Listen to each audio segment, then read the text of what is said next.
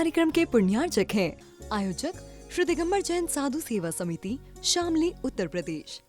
सभी गुरु भक्तों का एक ही प्रण, साधु सेवा और समर्पण। इसी भाव एवं भावना के साथ कार्य कर रहा है साधु सेवा ट्रस्ट। हम जानते हैं हमारे गुरुओं ने हमें इतना सब कुछ दिया, परंतु हमने अपने गुरुओं के लिए क्या किया, ये सवाल जरूर उठता है। देश के कई ऐसे प्रांत हैं जहां पर दिगंबर मुनियों को विहार करने में बहुत कठिनाई आती है। चौके वाले न मिलने पर विहार के दौरान आहार की व्यवस्था भी नहीं बन पाती। कई गांव व शहर आज भी ऐसे हैं जहां साधु संतों के चातुर्मास नहीं हुए हैं। इन सब को देखते हुए श्री साधु सेवा ट्रस्ट का उदय हुआ, जिससे दिगंबर मुनियों के आहार, विहार, प्रवास आदि की व्यवस्था को सुचारू रूप से बनाया जा सके, जिसके माध्यम से हमारा समाज, धर्म, संस्कृति सब सुरक्षित रह सकते हैं। क्यों न हम भी अपनी चंचला लक्ष्मी का सदुपयोग करें एवं अपने सच्चे गुरुओं की रक्षार्थ हेतु आगे आएं। योजना: परम संरक्षक 1,11,111 रुपए, वरिष्ठ संरक्षक 51,151 रुपए, संरक्षक 31,131 रुपए, आजीवन सदस्य 21,121 रुपए, सदस्य 11,111 रुपए। खाता विवरण: account name VVSP Sadhu Seva Trust, bank name HDFC Bank Limited, account number 50200073358170, IFSC code HDFC 0001273, trust PAN card AADTV 8567E, mail ID vvspsadhusevatrust@gmail.com।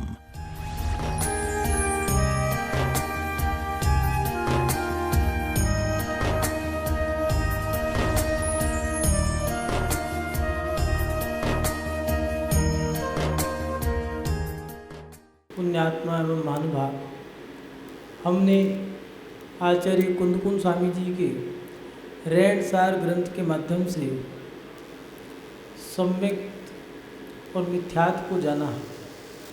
इसके साथ साथ पुण्य और पाप के फल को भी जाना।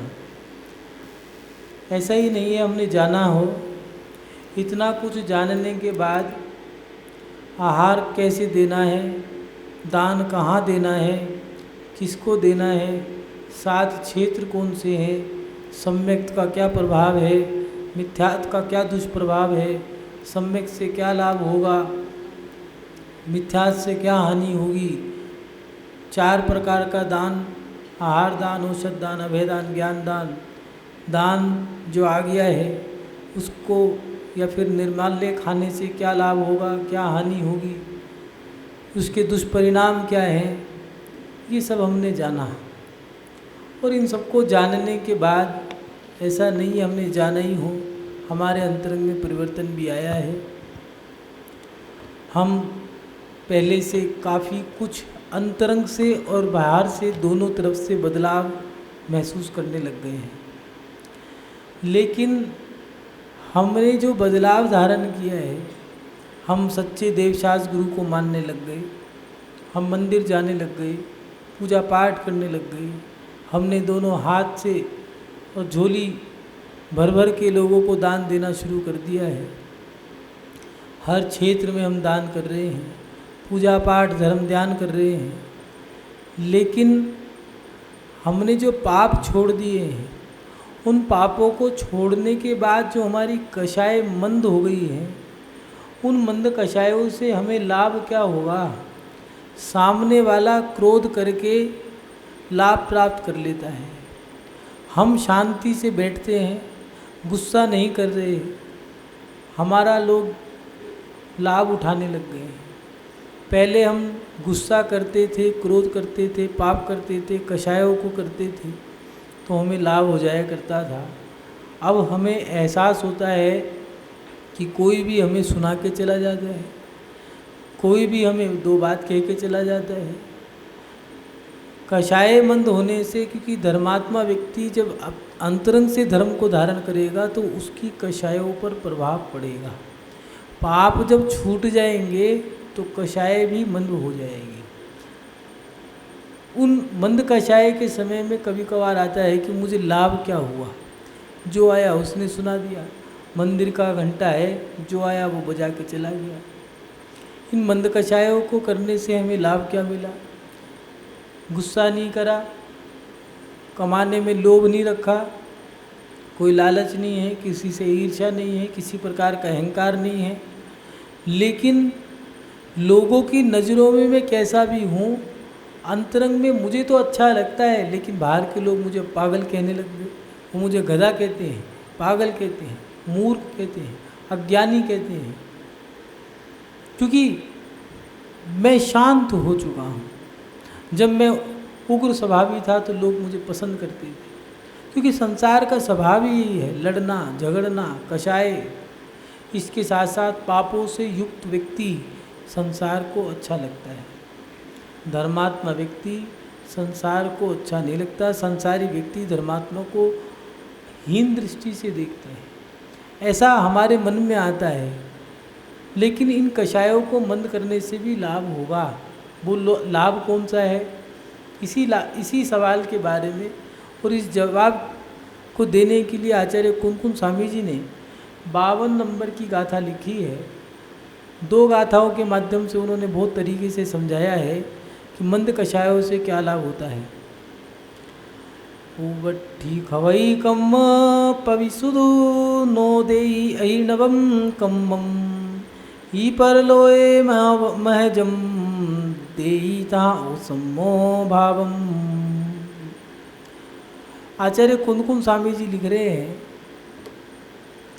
भव्य जीवों का उपशम भाव अनादिकाल से बद कर्मों की निर्जरा करता है। ई परलोय महप्पम देयिता उसम्मो भावो, तथा नवीन कर्मों का आत्मा में संवर करता है और इस लोक व परलोक में जीवों के महात्म्य को प्रकट करता है। हम जब कषाय को मंद कर देते हैं, उपशम भाव क्या है, कर्मों के उपशम से आत्मा में जो भाव है वह उपशम भाव है। या ये कहें कि पानी जब निर्मल हो जाता है तो उसके अंदर जो गदलापन है वो नीचे बैठ जाता है। शिकंजी बनाई, उसमें नमक डाला, शक्कर डाली, नींबू निचोड़ा, धनिया, पुदीना, भुना जीरा और भी स्वादिष्ट पदार्थ जो हैं, सौंफ, इलायची डाल दी। डाल करके वो रसायन बन गया, उसका नाम आपने शिकंजी रख दिया।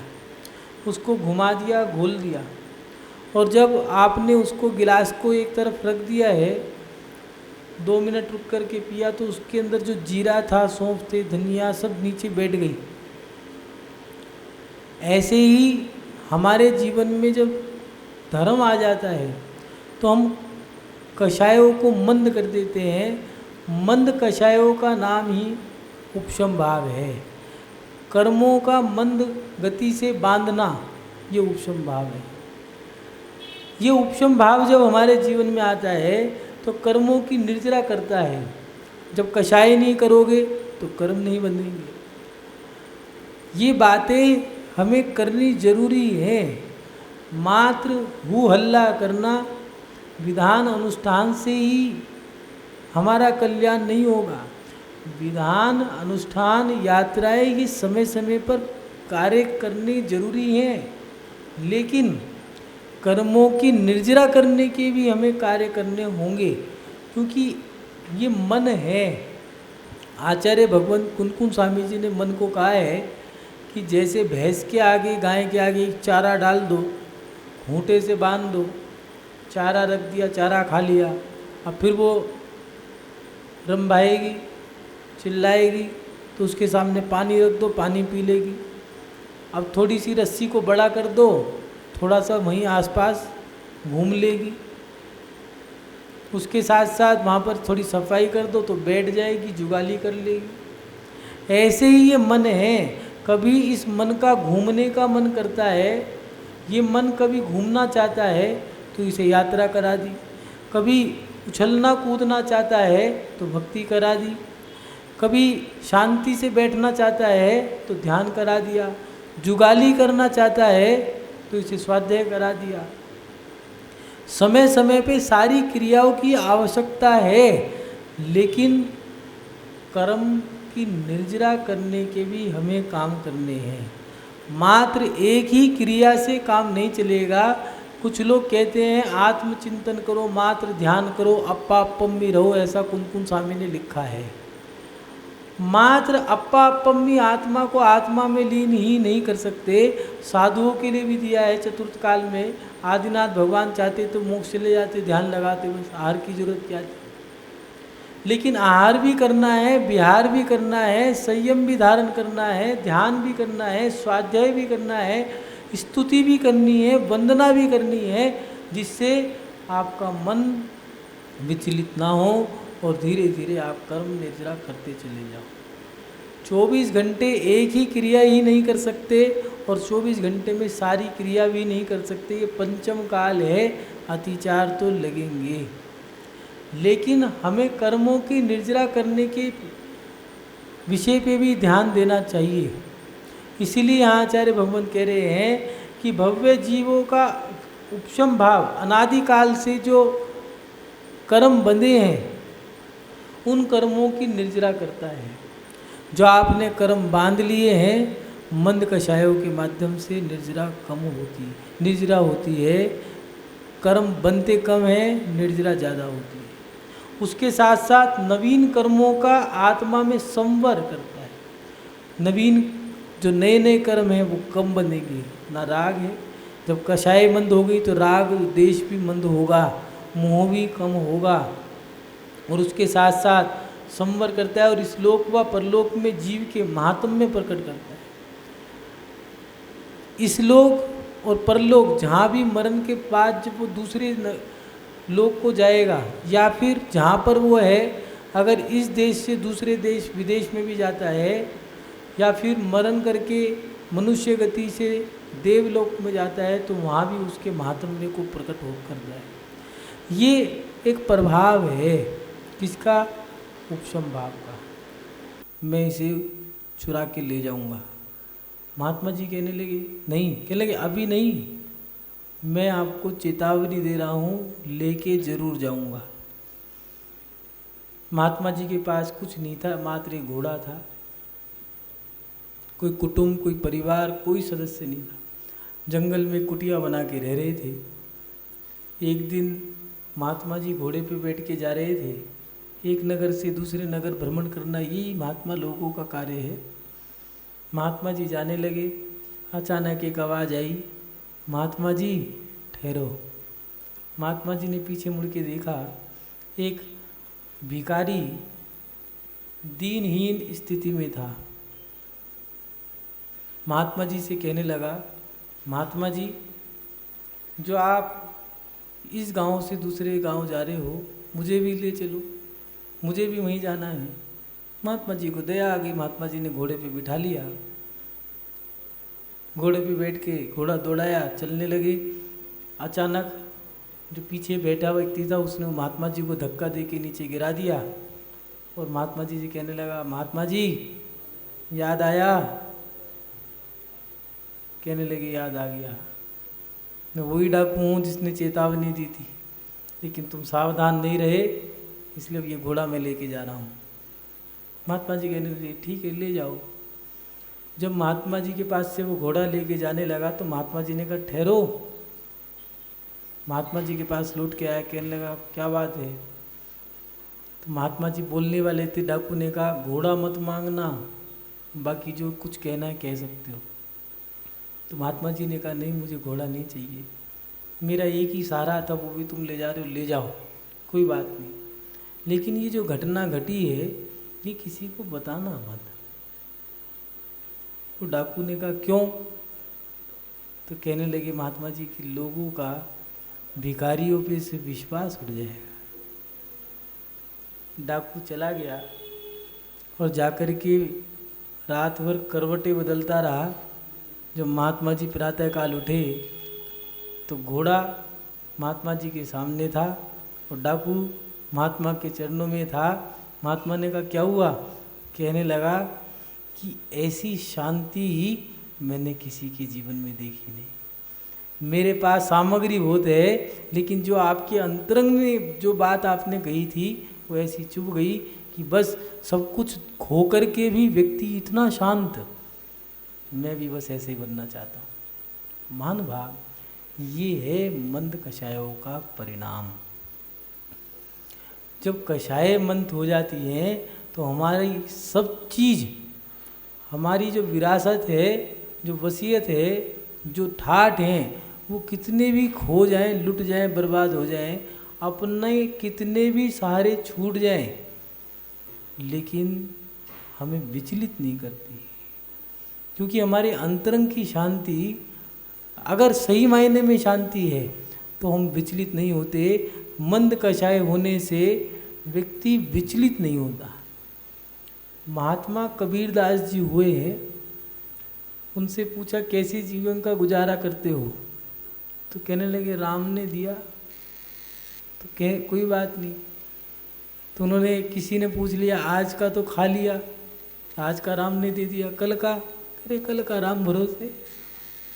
कैसा जीवन था, कितनी सरलता होगी। एक साईं बाबा हुए हैं, सबका मालिक एक, इतने से सूत्र में पूरा जीवन गुजार दिया, और लोगों ने अपना आदर्श मानते हैं, कई लोगों ने अपना भगवान मानते हैं। ये शांति जो है, मंद कषाय होने के बाद जो शांति आती है, वो शांति हमें विचलित नहीं होने देती। ये आचार्य कुनकुन स्वामी जी भी यही कह रहे हैं कि भव्य जीवों का उपशम भाव, मंद कषाय, कर्मों की बांधने की जो प्रक्रिया है, जो बहुत मंद हो गई है, वो उससे हमारे जो पूर्व बंधे कर्म है वो तो कटते हैं, नए जो कर्म है उनका संवर होता है, मने नए कर्म रुक जाते हैं, बनते नहीं हैं, और उसके साथ साथ हमें इस लोक और परलोक में महात्म्य को प्रकट करा के जाता है। और आचार्य कुनकुन स्वामी जी दूसरी गाथा में भी लिख रहे हैं, सम्मा इट्ठी कालम बुल्लई वेरज्ञान भावेण मिच्छा इट्ठी वांछा दुब्भावालस्य कलहेहिम। सम्यक दृष्टि का समय वैराग और ज्ञान भाव में बीतता है। जब मंद कषाय हो गई है, पाप छोड़ दिया, सच्चे धर्म को स्वीकार कर लिया, पाप को छोड़ दिया, और उसके साथ साथ हम अपनी अच्छी क्रिया करने लग गए, सम्यक को धारण कर लिया, कषाय मंद कर ली, अब धर्म अच्छा लगने लग गया है, तो ऐसे समय में क्या करें? तो ऐसे समय में दिया है कि वो जो धर्मात्मा है, उस धर्मात्मा का जीवन अब उसे कहने की जरूरत नहीं है। उसका जीवन तो, उसका समय वैराग के साथ गुजरता है, घर तो उसे पिंजरा लगता है, वो मात्र रह रहा है, बात समय तो मंदिर में, पूजा पाठ में, स्वाध्याय में, इन सब चीज़ों में गुजार रहा है। इसके साथ साथ उसके अंतरंग में वैराग पैदा हो गया है। जब कषाय मंद हो जाएगी तो नियम से राग टूटेगा, जब राग टूटेगा तो मोह की बेड़ियाँ कमज़ोर हो जाएंगी।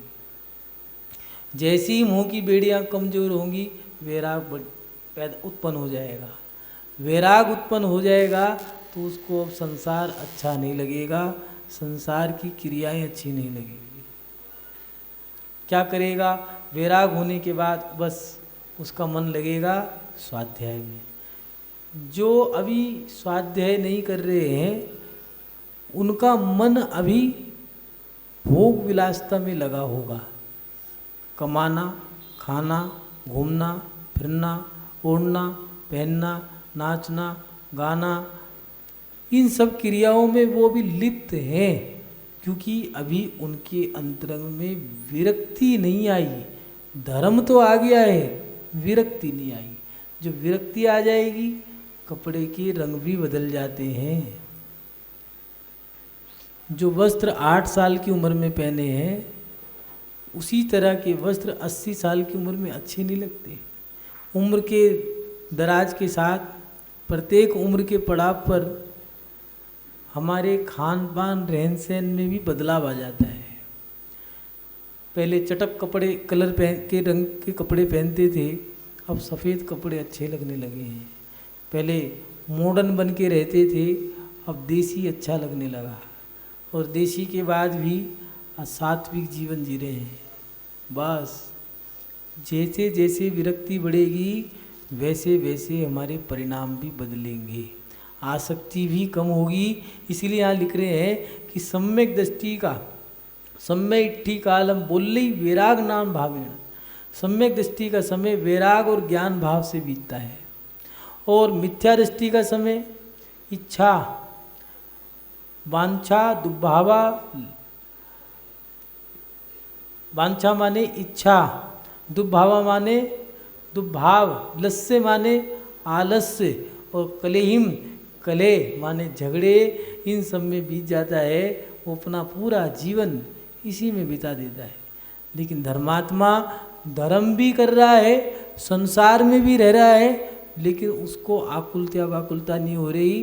कई बार देखा होगा आपने, बड़े बड़े अनुष्ठान होते हैं या 10 दिन के 8 दिन के पर्व आते हैं, महिलाएं या कुछ पुरुष व्रत उपवास करते हैं, दुकान भी जा रहे हैं, महिला है तो मकान भी चला रही है, बच्चों को भी देख रही है, 4-6 घंटे का विधान है उसमें भी बैठ रहे हैं, शाम को भी बैठ रहे हैं, रात को भी कार्यक्रम देख रहे हैं, और पूरे दिन की जो क्रिया है वो भी कर रहे हैं, लेकिन चेहरे पे शिकन नहीं है। क्यों?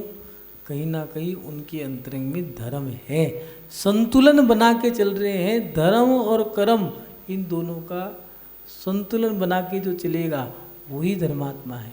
देखिए मिथ्या दृष्टि तो कमाया जा रहा है, कमाया जा रहा है, खाया जा रहा है, कितना कमा लो फिर भी एक ही बात कहता है, काम नहीं है। मकान इकट्ठा बना लिया, दुकान ले ली, फिर भी क्या, काम नहीं है। फैक्ट्री चल रही है, कैसी चल रही है, कितने लोग हैं, कम से कम 200-400 लोग तो हैं। एक व्यक्ति से पूछा क्या करते हो? महाराज जी एक फैक्ट्री है। किस चीज़ की फैक्ट्री है? केमिकल की। वर्कर कितने हैं? 5-6 हज़ार वर्कर हैं। ठीक है, काम कैसा है? काम नहीं है महाराज जी, मंदा हो रहा है। अरे भैया 6 हज़ार वर्कर रखे हैं।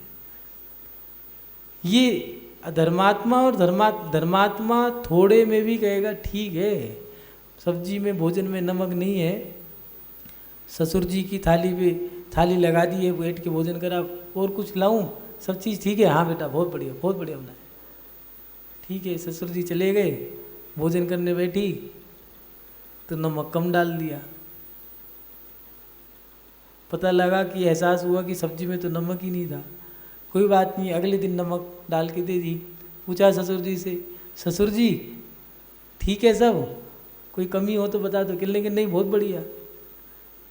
वो चले गए, पुनः भोजन किया तो देखा तो आज नमक तेज डल गया। अगले दिन ससुर जी आए, सेलिया भी आई तो नाश्ता पानी रखा। सेलिया से कहने लगी कि तुम्हारे जीवन में कोई ऐसा व्यक्ति है जिसे तुम अपना आदर्श मानती हो? कहने लगी है। कौन? मेरे ससुर जी। ये है सम्यक दृष्टि के जीवन का प्रभाव, कि उसके धर्म करने से सामने वाला भी उसको देख कर के धर्मात्मा बन गया। लोग उसको अपना आदर्श मानने लग गए। लेकिन मिथ्या दृष्टि इसी में आकुल व्याकुल हो जाता है। लड़ाई कर दी, कुछ नहीं आता बनाना नहीं आता, पता नहीं कहाँ से उठा लाया है, कैसे कौन से मुहूर्त में शादी करी थी, दुनिया भर की बातें सुना डाली। लेकिन वो ये नहीं जानता था भैया 2 दिन सहले था, अगर ना कहता तो यही बात एक जीवन उसके जीवन का आदर्श बन जाता, लोगों के लिए मिसाल बन जाता कि देखो मेरे ससुर जी ऐसे हैं, या मेरे ससुर जी तो ऐसे थे कि भोजन कैसा भी दे दो खा लिया कर देते। तो ये सम्यक दृष्टि जो है उसके जीवन में दिया है। वैराग ज्ञान इन सब के साथ भी अपना जीवन बिताता है। मिथ्या दृष्टि तो अपने जीवन में, तो धर्मात्मा है वो अपने जीवन में तृष्णा इच्छा ही नहीं पूरी होती। अलमारी भरी है कपड़ों से, फिर भी कह रहे नए कपड़े लाने पड़ेंगे, कपड़े ख़त्म हो गए। दिवाली के समय में लोगों के पास समय नहीं है मकान की सफाई करने से। मकान साफ करते करते हफ्ते 15 दिन बीत जाते हैं। कपड़ों की अलमारियां थक गए साफ करते करते। घर के सामान को इकट्ठा करते करते संगवाते हफ्ता बीत गया, 15 दिन बीत गए, फिर भी कह रहे हैं घर खाली खाली सा दिखता है। उसकी तृष्णा पूरी नहीं होती। उसके साथ साथ दुर्भाव क्रोध कषायों से युक्त व्यक्ति जो है वो भी धर्म को समझ नहीं पाया, और धर्मात्मा के जीवन में आलस्य नहीं होता, और उसके साथ साथ वह व्यक्ति कलह लड़ाई झगड़ा नहीं करता। कुछ लोग कहते हैं जैन धर्म के लोग कायर हैं, लड़ने से डरते हैं। अरे जैन धर्म के लोग कायर नहीं है, वो कषायों से डरते हैं, वो अपने कर्मों से डरते हैं, कहीं कर्म ना बंध जाए। भैया तुम्हें जो करना है कर लो, हम तो उपसर्ग समझ के सहन कर लेंगे। इसलिए हमारे जीवन में मंद कषाय से लाभ क्या होगा?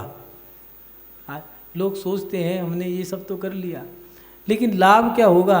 तो मंद कषायों का लाभ है कि हमारे जीवन में शांति मिलती है। जो अंतरंग की शांति हमें मिल रही है वो कषायों को मंद करने से मिलती है। भागने में शांति नहीं है, शांति ठहरने में है। शांति इकट्ठा करने में नहीं है, छोड़ने में शांति है। वर्णी जी थे, वो कहा करते थे परिग्रह का त्याग करो, कोई भी आए परिग्रह का त्याग करो। एक व्यक्ति ने कहा वर्णी जी जैन धर्म तो हिंसा में है, पहले हिंसा का त्याग कराए, आप परिग्रह का त्याग क्यों कराते हो? हिंसा का त्याग कराओ पहले। तो वर्णी जी कहने लगे हिंसा किसकी करोगे? जीवों की, घोड़ा गाय बकरी भेड़ बकरी इत्यादि ये जो चीज़ें हैं। कहने लगे ये क्या है? 10 प्रकार के परिग्रह में आते नहीं आते? कहने लगे हाँ। तो कहने परिग्रह त्याग कर दोगे तो हिंसा किसकी करोगे? इसीलिए जितना छोड़ोगे उतना हमारा पाप भी कम होता है। छोड़ने वाला व्यक्ति देखना शांत मिलेगा, जितना देने वाला व्यक्ति है, बड़ा व्यक्ति जितना होगा जो दान दे रहा है, देखना उसको अंतरंग से लाभ होता है। बाहर से उसका धन जा रहा है, कोई बात क्यों कह रहा है मुझे अच्छा लग रहा है। कोई लोग कह रहे हैं देखो कितना पागल है, दिए जा रहा है भैया रुक जा। वो कह रहे हैं नहीं भैया, छोड़ने में जो आनंद है वो इकट्ठा करने में नहीं है। शांति जो कषायों को मंद करके शांति मिलती है, पापों को त्याग करके जो शांति मिलती है, वो शांति हमें कहीं नहीं मिल सकती। मान भाव, अगर आप धर्मात्मा बने हो तो सामने वाला आपको मूर्ख पागल यही तो कहेगा। ठीक है भैया, हम मूर्ख ही हैं जो इस संसार में रह रहे हैं, हम पागल हैं जो तुम जैसे मोही रागियों के बीच में रह रहे हैं। हम तो धर्मात्मा हैं, अपनी मंद कषाय कर लिए हैं।